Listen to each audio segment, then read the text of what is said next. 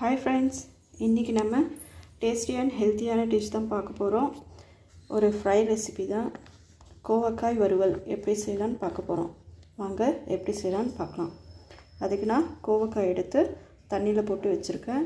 இதை சின்ன சின்ன துண்டாக கட் பண்ணி எடுத்துக்கலாம். பாருங்கள், கோவக்காயை சின்ன சின்ன துண்டாக கட் பண்ணி எடுத்துக்கிட்டோம்.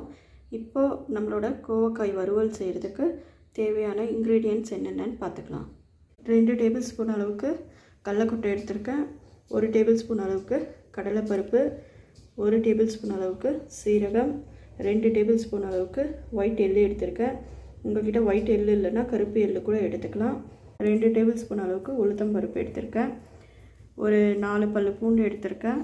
அரை கைப்பிடி அளவுக்கு கருவேப்பிலை, 1 டேபிள் ஸ்பூன் அளவுக்கு தனியா எடுத்திருக்கேன். இது எல்லாத்தையும் ஒவ்வொன்றா எடுத்து ட்ரை ரோஸ்ட் பண்ணி எடுத்துக்கலாம். வாங்க, அடுப்பு ஆன் பண்ணி கடாய் வச்சாச்சு. கடாய் நல்லா ஹீட் ஆகிடுச்சு.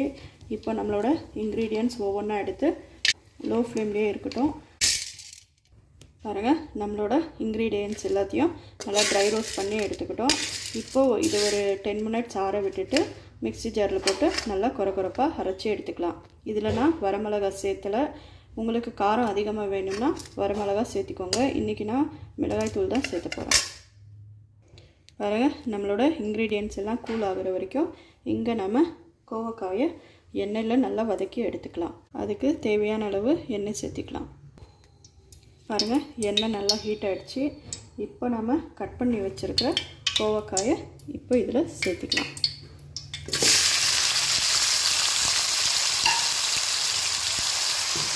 இதை லோ ஃப்ளேம்லேயே வச்சு நல்லா வதக்கிக்கலாம். இப்போ இதுக்கு தேவையான அளவு உப்பு சேர்த்துக்கலாம்.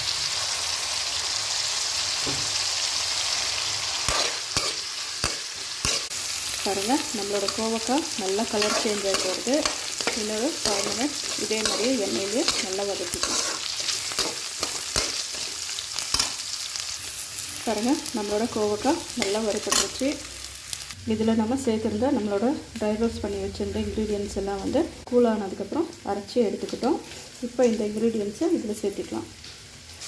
பாருங்கள், நம்மளோட கோவக்காய் நல்லா வறுபட்டுருச்சு. இப்போ இதுக்கு தேவையான அளவு மிளகாய் தூள் சேர்த்துக்கலாம்.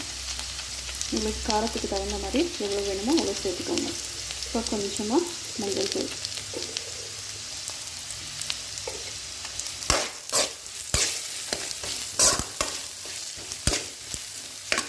இப்போ நம்ம ட்ரை ரோஸ்ட் பண்ணி அரைச்சி வச்சுருக்க அந்த பவுடரை சேர்த்துக்கலாம்.